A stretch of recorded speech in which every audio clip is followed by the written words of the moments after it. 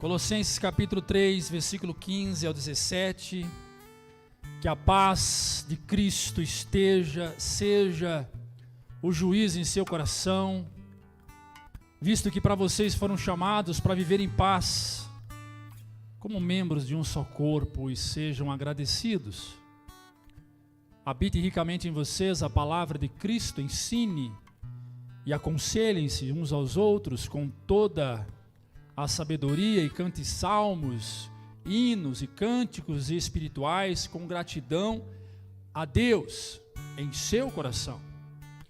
Tudo o que fizerem, seja em palavra, seja em ação, façam-no em nome do Senhor Jesus, dando por meio dele graças a Deus Pai.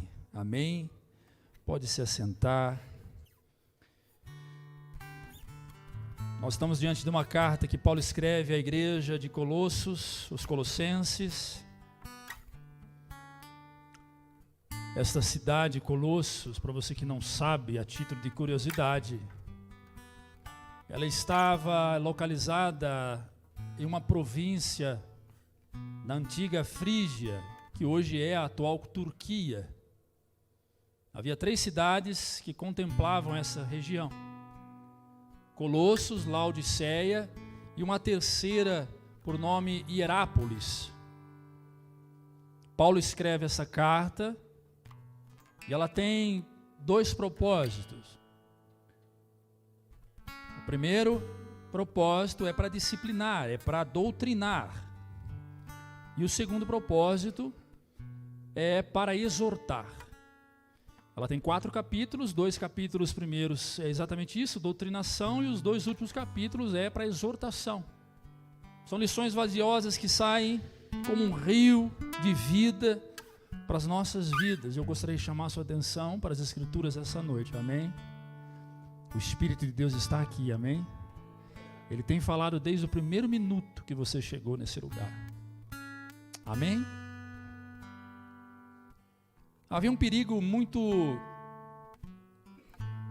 tenso aqui nessa região. A valorização da religiosidade. A supervalorização do legalismo. Paulo estava preocupado porque eles valorizavam mais a religiosidade, o legalismo, do que a fé pura e simples. A fé pura e simples. Então Paulo vai convocá-los para uma atenção que religiosidade mata, que legalismo mata, mas a palavra liberta, o amor a Cristo liberta, traz vida, santifica. E ele, quando recebe notícias do nível espiritual da igreja em Colossos, ele fica feliz, porque até então ela não tinha se contaminado, deixado se envolver nessa religiosidade, nesse legalismo que havia entre os judeus naquele tempo. Então Paulo estava feliz. Paulo recebeu boas notícias porque o trabalho que ele fez aqui como pastor deu certo, funcionou. E todo pastor, quando recebe notícias que a igreja que ele pastoreia, no caso de Paulo, um grande missionário, a igreja que ele plantou, que essa igreja está frutificando, está multiplicando, fica feliz. A exemplo de nós, pastores, nos dias de hoje, nós ficamos muito felizes quando descobrimos que você está prosperando, está caminhando, está gerando frutos espirituais para a sua vida, está mais íntimo de Deus. Nós ficamos felizes, e Paulo ficou feliz. Vai lá no capítulo 1 comigo, Cauê, verso 4 e 5, e você vai poder observar o que Paulo vai dizer. Pois temos ouvido falar da fé que vocês têm em Cristo Jesus e do amor que têm por todos os santos. A palavra santos aqui, você pode definir ela como crente mesmo, como os irmãos da igreja. Por causa da vossa esperança que está reservada a vocês no céu, a respeito da qual ouviram por meio da palavra da verdade, o Evangelho. Então o tema da mensagem essa noite é os frutos do Evangelho.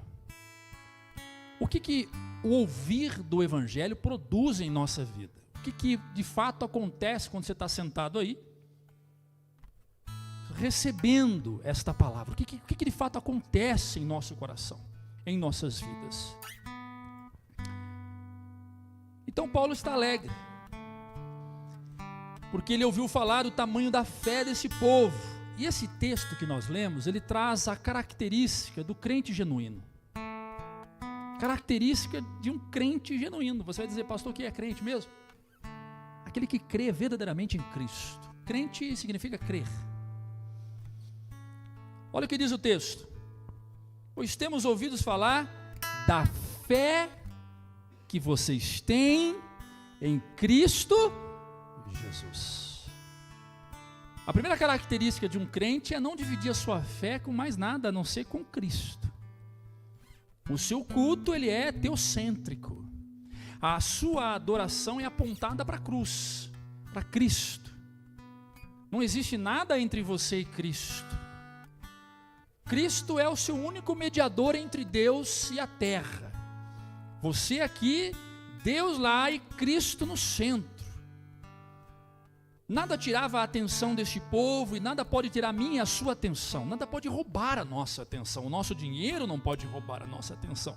As oportunidades que temos, a nossa família, os nossos negócios, os nossos privilégios sociais, nada pode tirar a atenção que damos para o Cristo. A segunda coisa que é característica genuína de um crente está no texto. Pois temos ouvido falar da fé de vocês em Cristo Jesus e do amor que vocês têm pelos irmãos da igreja de vocês. E não só da igreja de Colossos, mas a igreja de Éfeso, a igreja de Corintos. O amor que todos vocês têm pelos santos. Para você que não sabe, a palavra santo significa separado. Então, duas características que faz você ser genuinamente crente. Primeiro, fé em Cristo Jesus e amor por essa pessoa que está sentada do seu lado. Um amor verdadeiro, não um amor fingido, um amor verdadeiro. E aí vem um questionamento que é: qual é a origem dessas características na vida do crente? Da onde nasce isso? É resultado de quê? Da onde veio isso? E aí o texto continua dizendo, ele responde, a Bíblia responde, a própria Bíblia.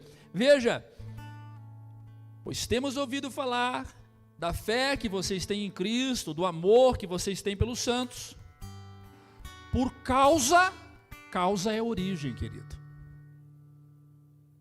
Por causa da esperança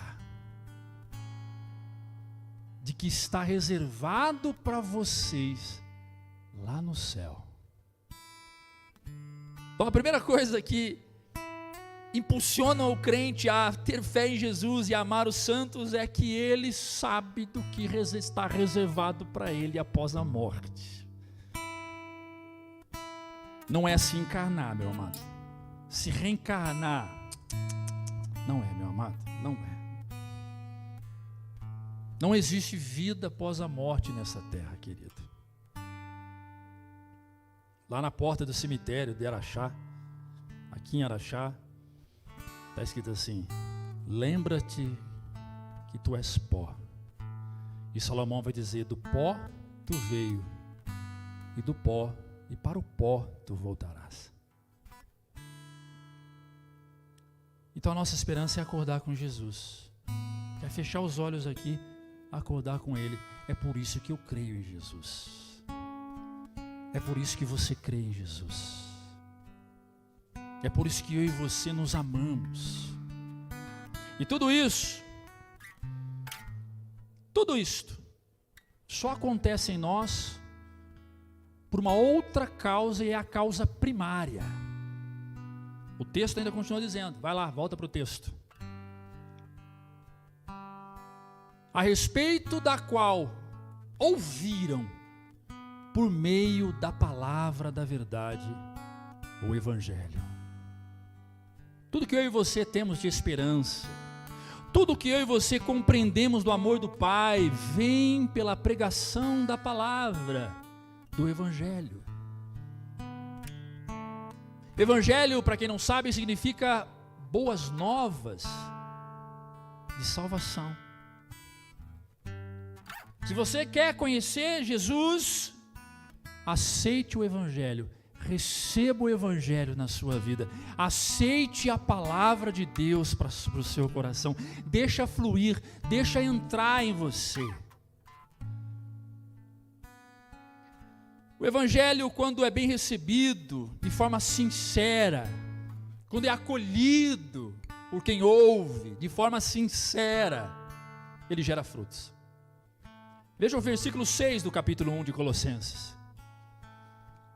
O Evangelho que chegou até vocês, por todo o mundo, esse Evangelho vai frutificando e crescendo, como também ocorre entre vocês, desde o dia em que vocês ouviram este Evangelho e entenderam a graça de Deus em toda a sua verdade. Você está vendo que não está falando de milagre, não está falando de reteté, não está falando de correr, de pular, do músico vir aqui fazer a igreja chorar, do pastor vir aqui fazer você se arrepiar, não está falando de nada disso o texto. Você percebeu que tudo isso que acontece além é cumprimento das nossas ações, da nossa alegria, da liberdade que temos em cultuar, é a lei. A Bíblia não condena isso. Ah, mas a Bíblia não diz que pode correr, então não vou correr. O fato da Bíblia não dizer que pode,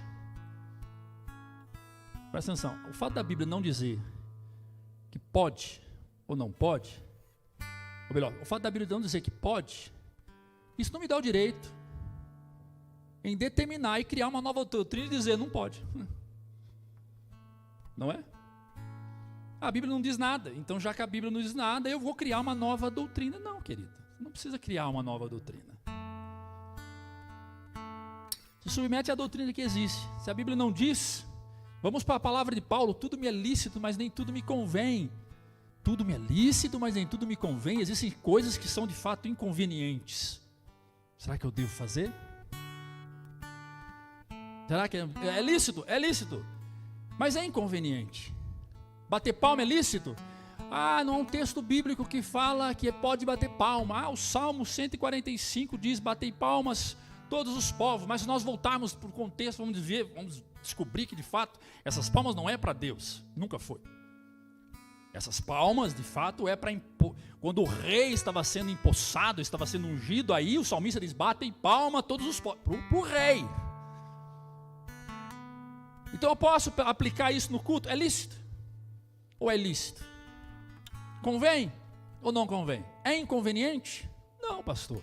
Então bate palma, meu irmão. Deixa as palmas louvar o Senhor. Deixa as palmas louvar o Senhor. Mas o que nós temos que entender é que existem coisas que foi deixada por Cristo e é sacramentada de uma forma tão rígida, tão dura, mas tão dura, que ela mesmo se apresenta se comparando a uma espada afiada dos dois lados, que ela entra penetrando na sua alma e sai rasgando. Essa é a verdadeira doutrina. Eu aceitando ou não, eu vou ter que entender que ela existe, ela está ali. Eu posso brigar, eu posso dizer, não quero, a igreja está moderna, estamos vivendo tempos que não precisa mais, mas está ali, a doutrina está ali. É isto que ela está dizendo. Eu posso correr, eu posso pular, aqui nós temos hábitos que são nossos, são características nossas. A gente pula, a gente dança, a gente corre, quando dá vontade de pular eu pulo, e se vai correr eu corro, e é isso que acontece. Mas tudo isso não substitui a doutrina, a verdadeira doutrina que é o Evangelho do Senhor Jesus. Não substitui. O meu choro não pode substituir o Evangelho. A sua alegria não pode substituir o Evangelho, porque senão eu vou motivar você para o meu choro. ou eu vou motivar você pela minha alegria. E se você se agarra na minha alegria, o dia que eu estou triste, você se entristece. Então nós temos que agarrar aqui no Evangelho, trazer para nós, trazer para o nosso coração, e deixar o Evangelho produzir frutos. Frutos. E que fruto é este? Fruto é esse? Paulo vai dizer em Gálatas capítulo 5, verso 22. Mas o fruto do Espírito é o amor,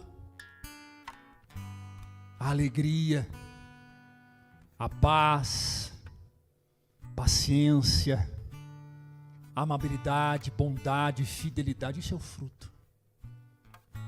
Como é que está aí? Você precisa fazer uma autoanálise em relação aos frutos do Evangelho na sua vida. Está lhe faltando paciência? Está lhe faltando, pode deixar o texto para mim, filho, por favor? Está lhe faltando amor? Está lhe faltando bondade? Está lhe faltando fidelidade? E por mais que você tente esforçar pela carne e produzir esses frutos, você não vai conseguir, porque esse fruto não é seu, é do Espírito. Não é você que produz, é o Espírito. Pastor, eu tento ter paciência, não consigo. Eu tento amar e não consigo. Eu tento ser bondoso e não consigo. Eu tento ser fiel e não consigo. Por que você não consegue? Porque você está tentando pela carne. O Evangelho não produziu em você vida ainda. Quando o Evangelho começa a produzir vida, aí os frutos, é isso aí que está aí. Humildade, longanimidade. Vira para a pessoa que está do seu lado e diz assim: eu não sou perfeito. Fala para ela: eu não sou perfeito. E você não é. Agora veja que o texto não diz que o fruto do Espírito é fazer você perfeito. O Espírito Santo não está preocupado em fazer de você um homem ou uma mulher perfeita. Ele está dizendo que esses frutos, ele vai sobressair sobre os seus frutos. Então tem hora que você, que é bondoso, vai agir com maldade. E na hora que você estiver agindo como uma pessoa má, o fruto do Espírito vai sobressair. Aonde abundou o pecado, superabundou a graça. Na hora que você estiver agindo ali, sabe, com falta de paciência, desequilibrado, vai vir o Espírito Santo e vai trazer os frutos e vai te jogar para a paciência, como se alguém te empurrasse. É como se alguém tirasse o seu tapete, se desequilibrasse e caísse para um nível de paciência que até então você não tinha e veio. E é essa constante luta entre os frutos do Espírito e os frutos da carne. E quando é que vai acabar isso, meu pastor? Vai acabar isso quando Jesus vier e buscar a sua igreja. Vai vir a tristeza. Há vários tipos de tristeza. Há aquelas que te jogam para um período de depressão. Há aquelas que te faz você ser deprimido. Há aquelas que são momentâneas, tristezas momentâneas. Há vários tipos de tristeza, mas independente da tristeza que você tenha, o Espírito Santo vem e traz alegria. Aleluia. O Espírito Santo vem e cobre você e traz alegria, traz renovo, traz ânimo, porque esse é o papel do Espírito Santo em nossa vida. De repente você foi infiel. Não infiel, por que nós falamos a palavra infiel? Ela toma um tom de tipo trair alguém. Há vários tipos de infidelidade. Mas independente da infidelidade que você cometer, vem o Espírito Santo e te traz novamente do mesmo processo e te lança novamente para a fidelidade. Porque Ele não tem prazer na sua derrota, Ele não tem prazer na sua tristeza, Ele não tem prazer na sua angústia, Ele não tem prazer na sua queda. Quem se alega com isso é o diabo. Por isso esteja pronto para ouvir a voz do Espírito. Esteja pronto para se livrar das mágoas, dos pecados, dos erros, esteja pronto, se joga, filho. O Espírito Santo quer te levar. Ele quer, como o vento carrega a folha, o Espírito Santo quer te levar também. Há um vento sobre esse lugar. Há um vento sobre essa casa, que varre os seus pecados, que as suas iniquidades, as suas tristezas, as suas mágoas, as suas angústias, vai embora.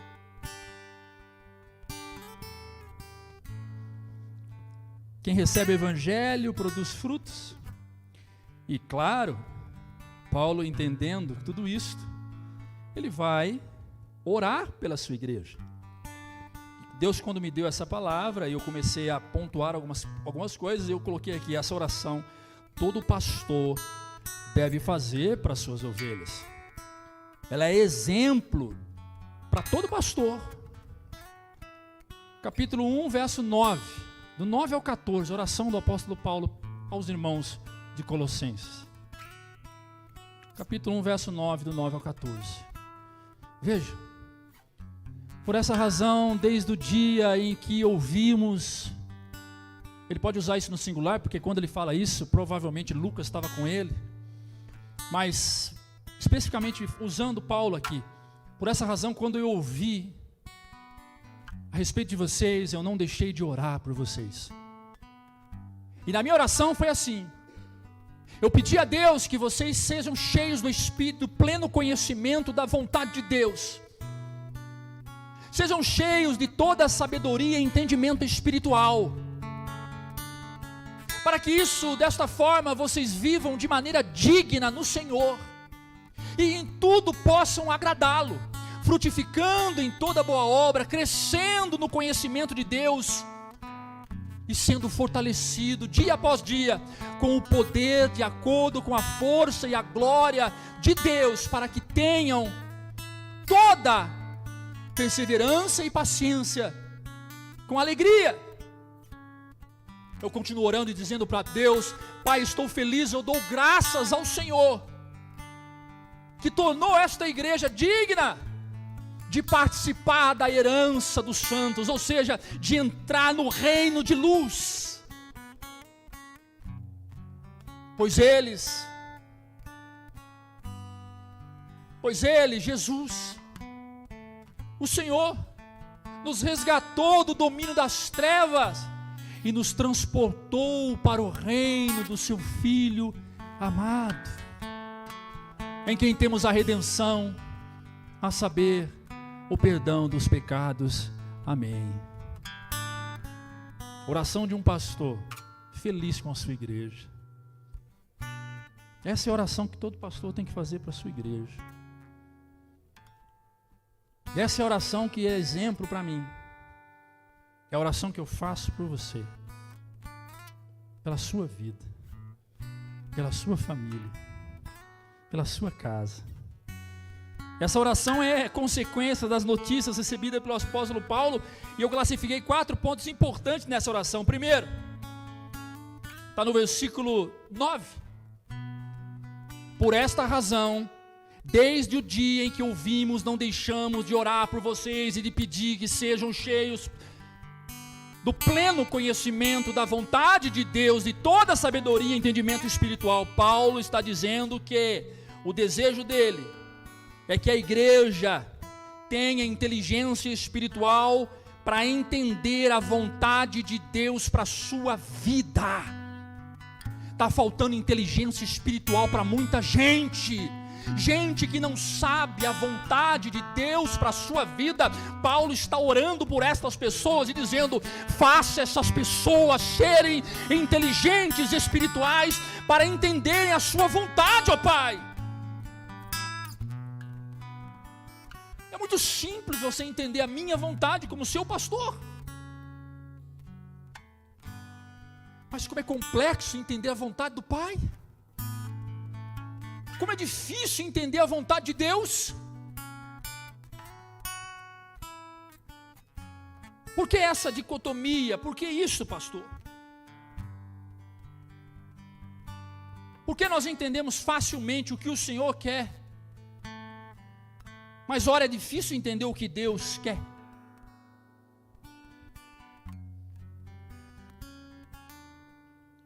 O Evangelho precisa inundar você. Você precisa ser cheio do Evangelho. E ele vem com um descer do Espírito, do derramado do Espírito. Você precisa ser cheio do Espírito para entender a vontade de Deus para a sua vida.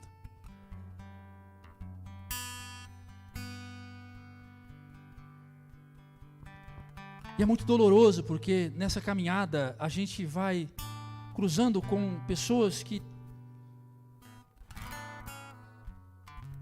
Deus quer levar para lugares tão altos, mas essas pessoas querem viver lugares tão rasos. Não desejam, não almejam o lugar que Deus quer levar, porque se acostumou com o lugar que está. Se acostumou com o lugar que está. E certa feita, eu lendo um livro de um autor chamado Meyer Pearman, ele dizia: não tente ensinar uma galinha a voar como uma águia.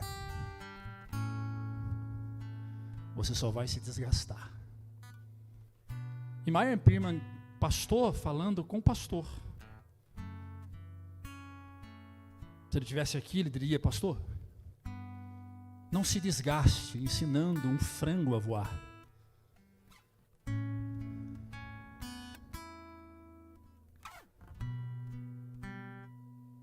E tem gente que se acostumou a ser franguinho mesmo. Como é que o frango anda? De cabeça para baixo, ciscando o chão. Malemar ele levanta a cabeça para ver se vem alguém servir comida. É bicando o chão e ciscando o chão. Cabeça para baixo.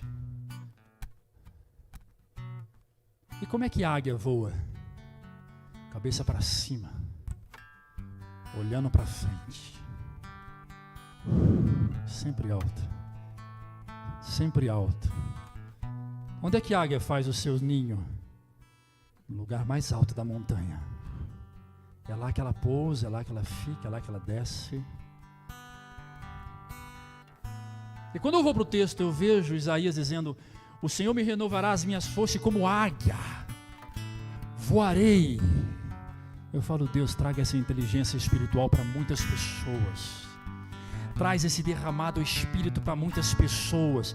Transforma alguns, transforma esses frangos em águias, Senhor. O Senhor pode trazer à existência aquilo que não existe. Muda a visão, muda a realidade, Senhor, em nome de Jesus. O problema é que tem gente que não quer.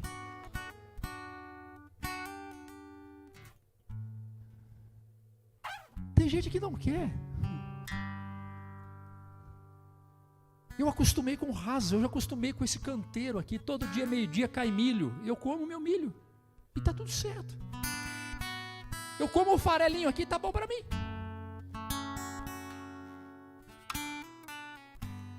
Alimento sólido engasga essas pessoas. Alimento sólido engasga, faz mal. Ela acostumou com papinha. Sabe aquela papinha que a mamãe dá para o neném? E muitas vezes ela vai embora revoltada porque ela comeu naquela noite.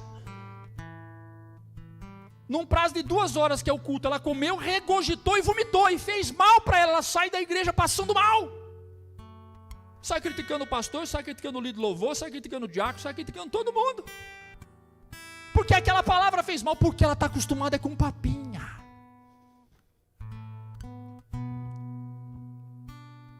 O segundo propósito da oração de Paulo é, versículo 10, vou correr. E isso para vocês vivam de maneira digna do Senhor, e em tudo possam agradá-lo, frutificando em toda a obra, crescendo no conhecimento de Deus.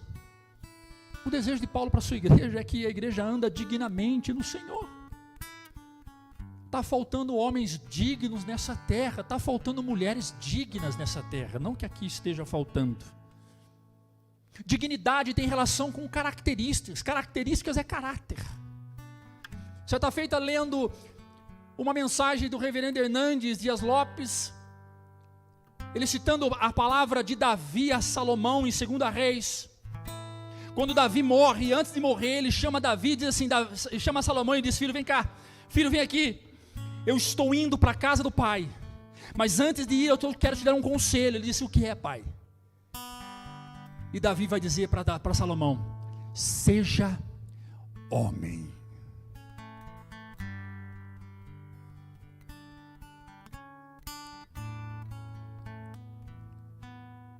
Andar dignamente do Senhor é assumir a sua responsabilidade de homem, de mulher, de santo, de referência, de exemplo na vida dos seus filhos, de exemplo na vida da sua esposa, do seu esposo, de exemplo na vida do seu chefe, na vida do seu patrão, da sua patroa.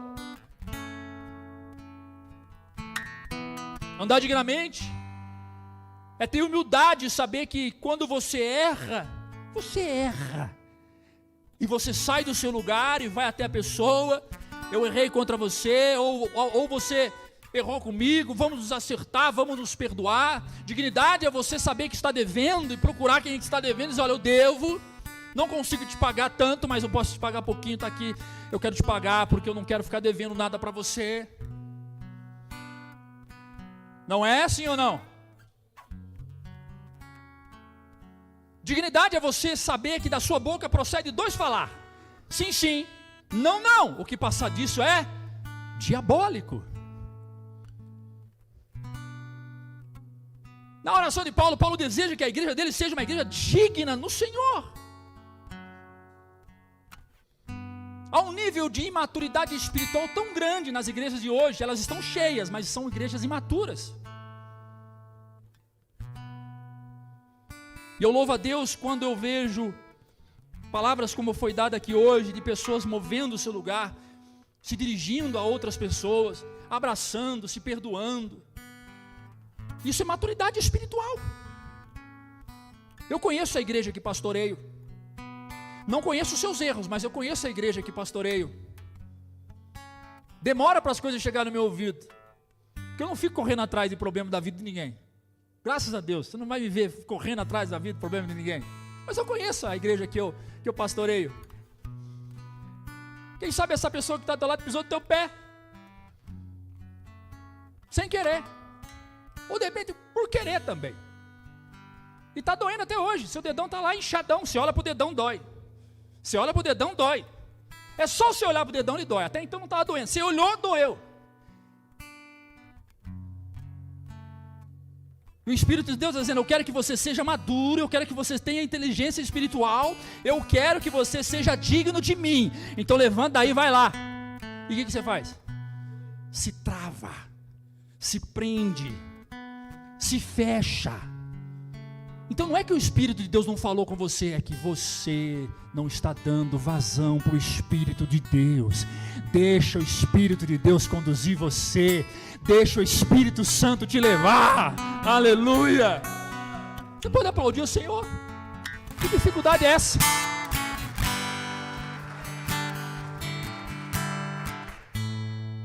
Versículo 11: sendo fortalecido com todo o poder, de acordo com a força da sua glória, para que tenham toda a perseverança, paciência e alegria. Na oração de Paulo, Paulo deseja que a igreja se torne forte no Senhor, cheio de perseverança, paciência e alegria. Esta é minha vontade para você. Essa é a vontade de Paulo para Colossos. Essa é a vontade de Cristo para a sua vida. Que você seja alegre. Essa oscilação constante, ora triste, ora alegre, ora triste, ora alegre, ora triste, ora alegre. Parece o José, ora no posto, ora na cadeia, ora na servo. Para, meu filho. O Senhor não tem prazer em te ver no posto nem na cadeia. Ele não vai te levar para a posição de rei, pode ter certeza disso. Mas para governador ele vai. Aleluias. Está entre o servo e o rei. Para governador ele vai. Ele quer que você tome domínio sobre a sua vida. Governe bem a sua casa, a começar você. Governe você. Ele quer pegar o comando da sua vida. Você tem que deixar. Seja o comando do PlayStation na mão do Senhor. Fui longe agora. Não foi o Espírito que me revelou. Deixa o Espírito Santo controlar você. Irai-vos, mas não pequeis. Que inconstância é essa? Essa inconstância abala. A Bíblia diz que o bipolar, ou seja, aquele que sofre inconstância emocional, não entrará no reino dos céus. O inconstante não entrará no reino dos céus. Ora ama as pessoas, ora não ama mais, ora que está junto, ora não está mais junto, ora eu quero abraçar, ora não quero mais abraçar, ora eu quero estar aqui, ora não quero estar aqui, ora eu quero adorar a Deus, ora eu quero adorar o diabo. Meu Deus, se liberta, deixa o Espírito Santo te curar, deixa o Espírito Santo te tratar. Vai lá. É simples, o que é seu é seu. Você está triste? Estou triste. O que está acontecendo? É meu. É meu, estou triste. É algo meu. Ok, está tudo certo. Então, é seu? É seu? Então não tem nada a ver, a igreja não tem nada a ver, o pastor Gustavo não tem nada a ver, a família não tem nada a ver, o seu filho. É meu. Já que passa, o Senhor está tratando aqui, o Senhor está curando aqui, vai levar embora. Fica tranquilo, mulher, não é nada com os filhos, não é nada com você. É meu. Deixa eu dizer uma coisa para você, como psicólogo eu digo o seguinte: falta 3 meses para me formar, então eu já me julgo como tal. Não sou não, viu, Conselho Regional de Psicologia, não sou. Eu só soltei aqui. Escapuliu. Toda tristeza que você sofre, toda, presta atenção, toda tristeza, toda.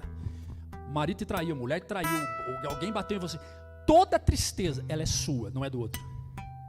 Quem carrega isso? É você. Toda tristeza é sua, toda mágoa é sua, toda ira é sua, da mesma forma que toda alegria não é sua. Ah, pastor, agora você mudou o jogo. Mudei, porque a alegria é nossa, porque quando você está alegre, todos estão alegres com você. Mas quando você está triste, o inteligente não quer ficar do lado de pessoa triste não, meu irmão. Olha, ó, casca fora. Pessoa magra, ó, casca fora. Pessoa doente, ó, casca fora.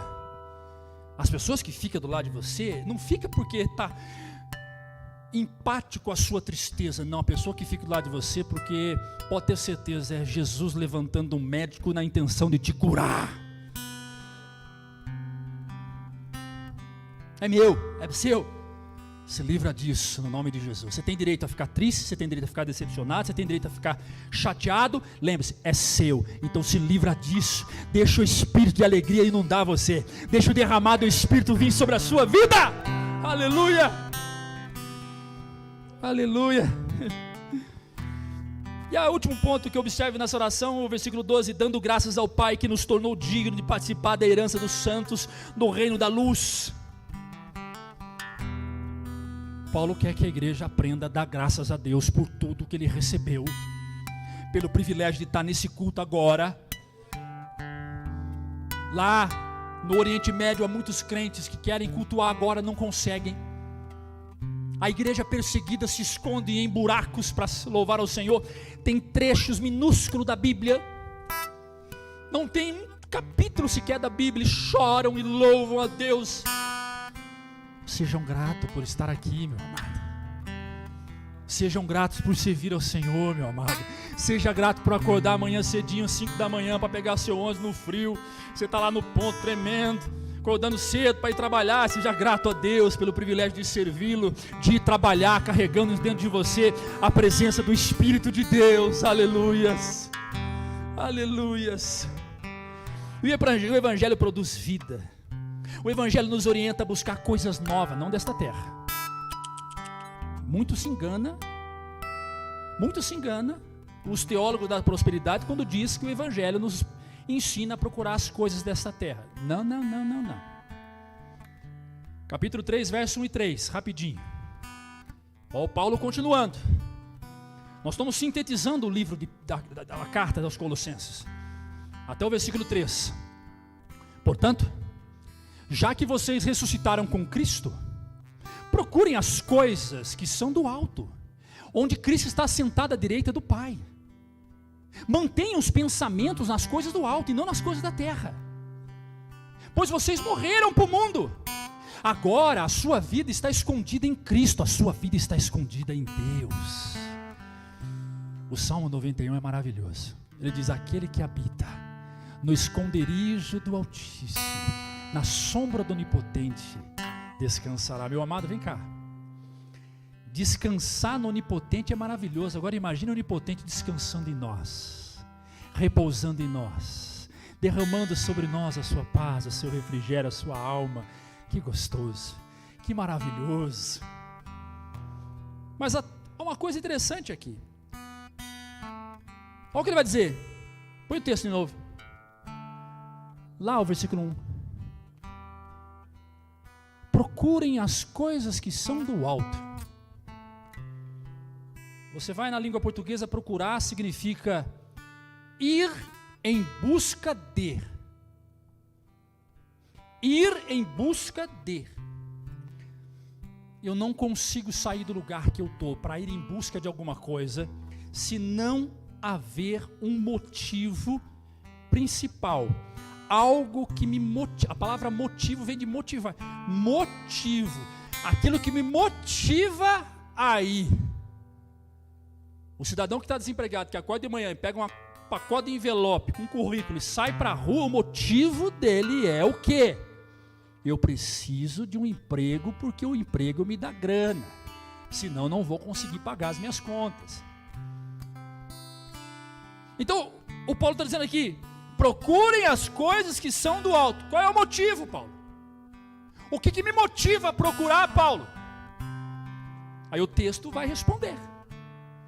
O próprio texto responde. Quer ver? Versículo 4, versículo 2, filho, volta lá. Mantenham o pensamento nas coisas do alto e não das coisas terrenas. Sabe qual é a fonte originadora dos desejos humanos? Quem sabe dizer? Levanta a mão. Pensamento. Os seus pensamentos é a fonte que origina todos os seus desejos, conscientes e inconscientes. Há uma disciplina freudiana, apesar de não concordar com Freud, quase nada, mas ele tem umas coisas certas, que os desejos são os impulsos, é o pulsar, é a vontade que temos de fazer algo. Esses desejos vêm do pensamento. Olha o que Paulo está dizendo, volta ali, filho, por favor. Mantenha o seu pensamento nas coisas que são do alto. Se a sua vida é pensar em ganhar dinheiro, comprar carro, comprar terreno, comprar roupa, comprar sapato, comprar maquiagem, comprar isso, comprar aquilo, seus desejos é tudo isto, menos o céu, menos a glória, menos a graça, menos o Cristo, menos a palavra, menos o evangelho, menos o culto. Então o Paulo está dizendo, vocês precisam entender que o evangelho nos orienta a buscar as coisas do alto. Todo dia é um exercício que você precisa fazer. Todo dia. Todo dia, não é só os domingos. Quem é crente domingueiro aqui? Levanta a mão, só para eu saber.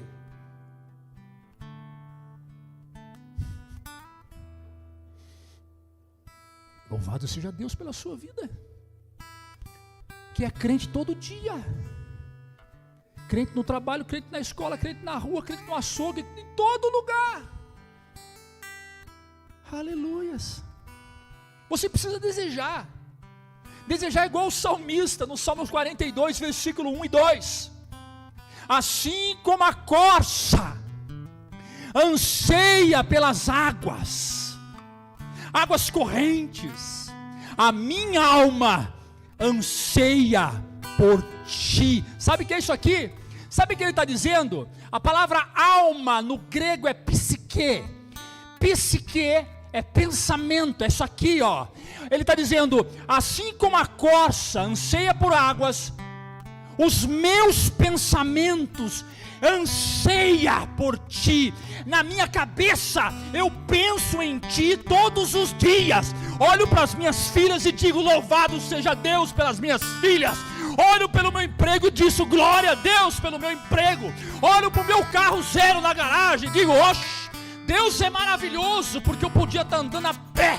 Glória a Deus por tudo. Ele acredita, ele devota, ele está envolvido com Deus ao ponto de entender que tudo que ele tem não é dele, tudo que ele faz não vem dele.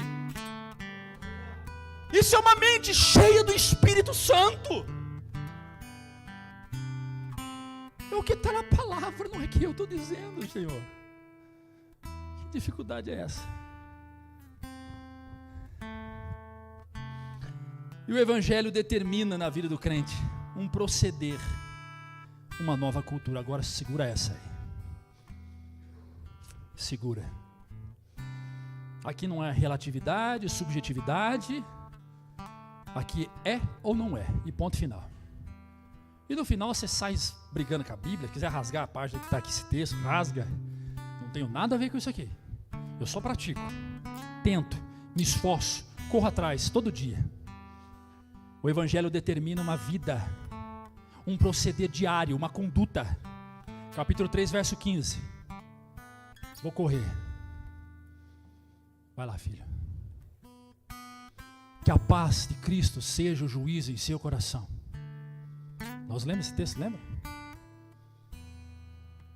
Visto que vocês foram chamados para viver em paz, como membros de um só corpo, e sejam agradecidos. Presta atenção. 4 coisas importantes. Primeiro, tudo que for fazer, tudo que você for fazer, tudo que você for fazer, vou repetir, tudo que você for fazer, julgue pela paz de Cristo que está em seu coração. Está aí. Segundo, que está no texto, visto que vocês foram chamados para viver em paz, fomos chamados para viver em paz e não em guerra. Para de achar cisco aonde não tem cisco, cabelo aonde não tem cabelo, terremoto onde não tem terremoto, tempestade onde não tem tempestade. Para de arranjar confusão. Para. Para, meu Deus do céu. Quando as meninas chegaram, rapidinho. Quando as meninas chegaram, irmão, casado há 17 anos. O único barulho que eu ouço às 5 na minha casa é as patinhas do cachorro quando eu e a Sueli estamos deitados. E agora eu tenho 2 meninas que começam a atacar um terremoto na sala e vai para um lado, vai para o outro, e abre porta, fecha a porta, e liga a televisão alta, e baixa a televisão alta, e grita e fala: vai para lá, Roberto, jura. E aquilo foi aquilo foi me esgotando ao mesmo tempo, me enchendo de coisa que não é minha. E aí eu fui descobrir que era minha, eu achei que não tinha isso, eu passei a ter. E de repente eu vou lá na sala e digo: para! Meu Deus do céu, para! Que terremoto é este? Que negócio é este? E pula para cá, e corre para cá, e vai para lá, e vai para cá. Eu já contei isso, né?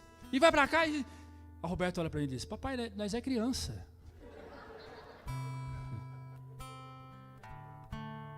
Aí eu me envergonhei na minha própria insignificância. Eu falei: você quer saber? Derruba a casa.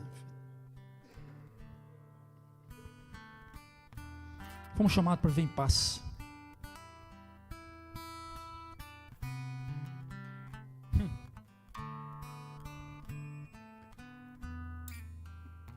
A terceira coisa é: fazemos parte do corpo de Cristo. Somos membros desse corpo, sim ou não? Você é membro desse corpo, sim ou não? Responda você que está em casa assistindo. Você é membro desse corpo? Sim. Você que está em casa aí, isso, você mesmo. Olha aqui, tem umas 26 pessoas assistindo mais ou menos. Não é da igreja. Você é membro desse corpo? É? Então cadê você que não aparece? Onde é que você está? Não dá para pastorear virtualmente, meu filho. Vem para a igreja, vem cultuar. O corpo está com saudade de você. Não dá para o meu pé ficar em casa e eu vim sem ele para o culto. Vem para a igreja, vem para o corpo. Nós somos membros desse corpo. Essa pessoa bonita, cheirosa que está do teu lado faz parte do mesmo corpo que você. Olha para ela aí. Não se assusta, se encante. Não se assuste, se encante. E o quarto, vivamos uma vida de gratidão e não ao contrário. Seja grato, meu Deus do céu. Seja grato. Seja agradecido. Eu louvo a Deus pela sua vida. Eu louvo a Deus por tudo que você conquistou até aqui. Pelo seu esforço. Mas não basta eu louvar a Deus por você. Você tem que louvar a Deus por isso. Você tem que louvar a Deus por estar aqui, por saber que o seu nome está escrito no livro da vida. Você vai tomar um banho hoje ou amanhã, de repente você pode escorregar escorregar amanhã lá. E alguém me ligar e dizer, fulano empacotou, pastor. Prepara o funeral, vamos louvar o Senhor pela vida desse irmão. Por quê? Porque ele sempre foi grato a Deus. Ele sempre acreditou que o nome dele está escrito no livro da vida. Os céus estão em festa.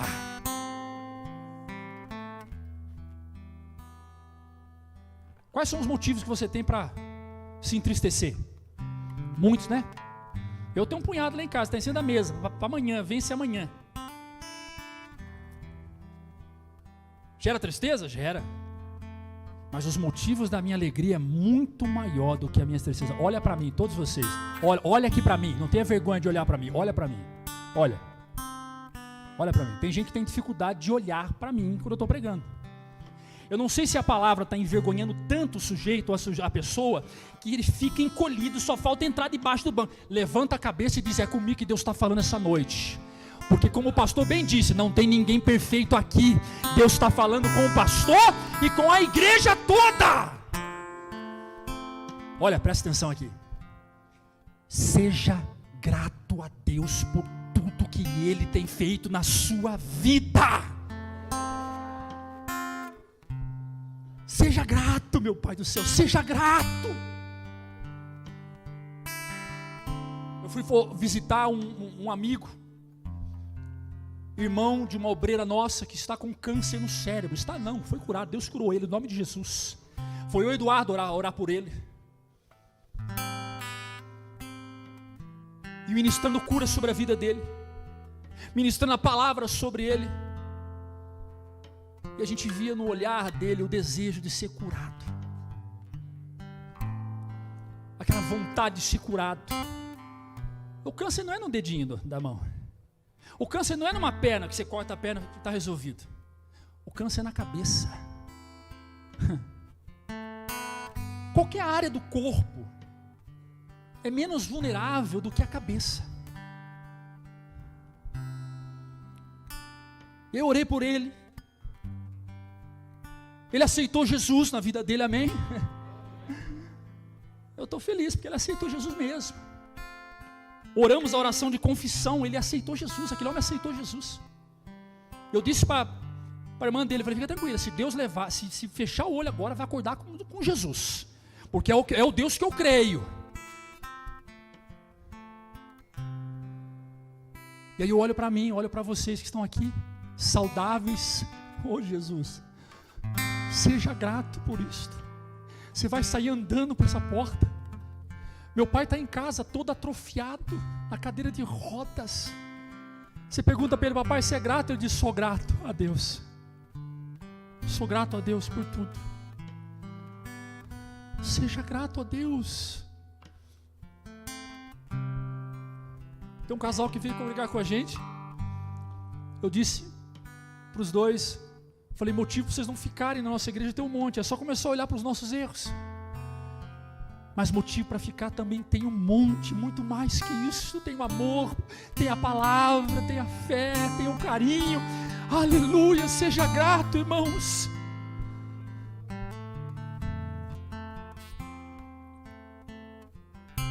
E eu encerro lendo o versículo 16, vou passar alguns minutos, me perdoe, porque culto de ceia é mais, né, enfim. Versículo 16. Então o Evangelho determina a nossa vida, o nosso proceder, e o Evangelho nos transforma em templos. Nós somos templos. Olha o que disse o Paulo, vai dizer, que habite ricamente em vocês a palavra de Cristo. Ensinem, aconselhem-se uns aos outros. Que dificuldade você tem de ser aconselhado por alguém? dificuldade você tem de ouvir essa pessoa que está do seu lado aí? Por que você se acha melhor que ela? Porque ela não tem a retórica que eu tenho? É porque ela não tem a faculdade que eu tenho? Isso me faz melhor que ela?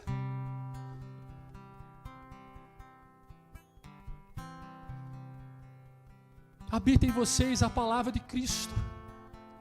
Ensinem e aconselhem-se uns aos outros.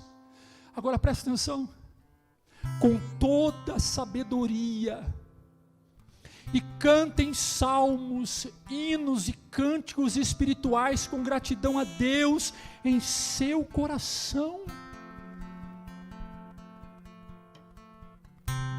O que tem que ser guardado no meu coração? Cânticos espirituais. Não é Jorge Mateus, não é Zé Ramalho, não é Ivete Sangalo, não é música de axé. É o que a Bíblia está dizendo. Você quer discutir? Discute com a Bíblia.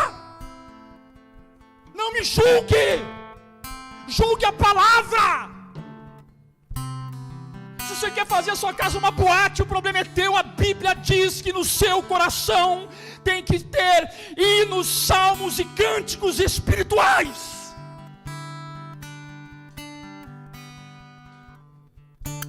Aprenda a ouvir cânticos cristãos. Vai viajar, coloque uma música espiritual, hinos da harpa, músicas instrumentais. Isso invoca a presença de Deus, pois a palavra diz que Deus habita em meio aos louvores. O que está acontecendo com a igreja, meu Deus do céu? Não é essa, é todas. Pastor, eu amo, pastor, ouvir música secular, eu amo. Gente, eu vou lá condenar seus sentimentos, meu filho. Eu estou pregando a palavra. Habite ricamente em vocês a palavra de Cristo. O que acontece dentro do templo? Para encerrar, primeiro, a palavra de forma rica e abundante. Não pode faltar palavra não. Perceberam que o nosso culto, o tempo de palavra é muito maior que o tempo de louvor? Não, você tem que diminuir um pouco. Não vou diminuir não. Vou não. Segundo, ensinamentos e aconselhamentos com sabedoria e comunhão.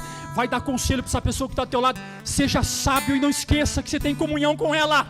Os seus conselhos não é para separar dela, não é para ela se afastar de você, é para trazer você para mais perto, é para você ter mais comunhão com ele, não união. Tem conselhos que rasgam as pessoas. Quando eu entendi isso, eu já tinha machucado muita gente. Quanta gente foi embora ferido, porque em vez de eu aconselhar, eu machucava. Tenha sabedoria. Tenha sabedoria. Cânticos, louvores, hinos espirituais e gratidão a Deus. E eu encerro lendo o capítulo 6, verso 19. Você pode se colocar de pé? Em nome de Jesus, você pode aplaudir ao Senhor? Aplauda ao Senhor, bem forte. Presta atenção. Capítulo 6, verso 19 de 1 Coríntios. Coloca para mim, filho. Acaso não sabem que o corpo de vocês é santuário do Espírito Santo, que habita em vocês, que lhe foi dado por Deus e que vocês não são de vocês mesmos? Ou seja, ei, aqui, isso aqui não pertence a vocês. Perguntam para mim, pastor, posso fazer o que eu quero com o meu corpo? Eu leio esse texto. Você esqueceu que o seu corpo é santuário do Espírito Santo? Que habita em você? Que foi dado por Deus e que vocês não são de vocês mesmos? Vai para o outro, joga. Versículo 20. Vai encerrar. Vocês foram comprados por um alto preço. Portanto, glorifiquem a Deus com o seu próprio corpo, não é com o meu, não, é com o seu. O seu corpo foi feito para glorificar a Deus. Aleluias! A salva de palmas para o Senhor Jesus. Aleluias!